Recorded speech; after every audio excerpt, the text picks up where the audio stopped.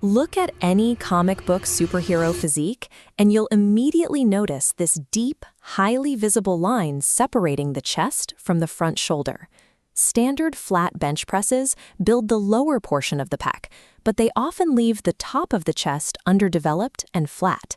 This detail is the shoulder tie-in, the specific anatomical intersection where the upper chest meets the front deltoid. We are using a 3-step, science-based blueprint to build and reveal this separation, whether you are training at a gym or at home.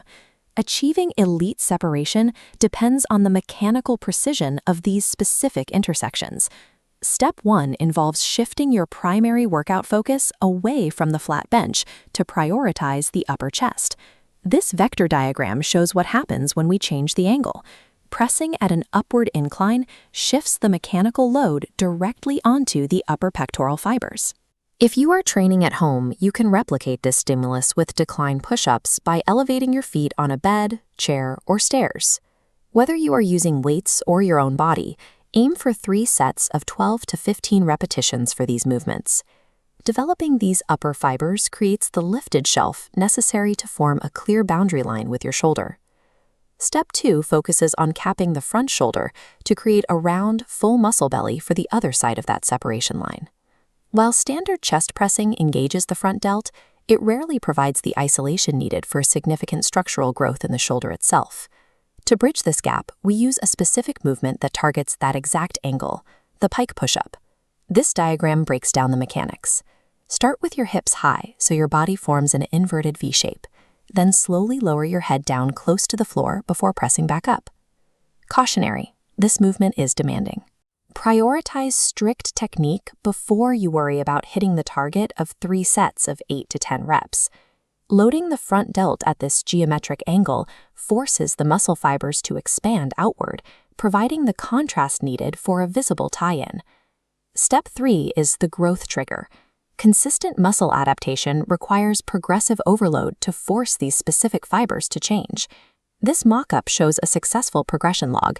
You must record your workouts, pushing for incrementally more weight or more reps in every session. However, chasing higher numbers with poor technique will cause your progress to stall. You must keep the lowering phase of the repetition perfectly controlled, especially when the muscle is nearing complete failure. Those final reps where you are genuinely struggling under strict control provide the stimulus for structural muscle growth. The physical stimulus provided by the workout is the first phase of a broader biological process. The calorie dictates your final results, making 7 to 8 hours of sleep every night mandatory for the body to repair and rebuild muscle tissue. This cross-section shows the problem. A developed tie-in remains hidden if buried under body fat. To strip away that layer, maintain a 15% calorie deficit. Protect your muscle by consuming 1.6 to 2 grams of protein per kilogram daily. You can meet this requirement with simple high-protein staples, like whole eggs, plain Greek yogurt, lentils, soy chunks, and chicken. The kitchen and the bedroom provide the environment where the gym's hard work is finally made visible. This summary screen outlines the sequence: incline movements for the upper chest, pike push-ups for the front delt, progressive overload to trigger growth, and a 15% deficit to reveal the separation.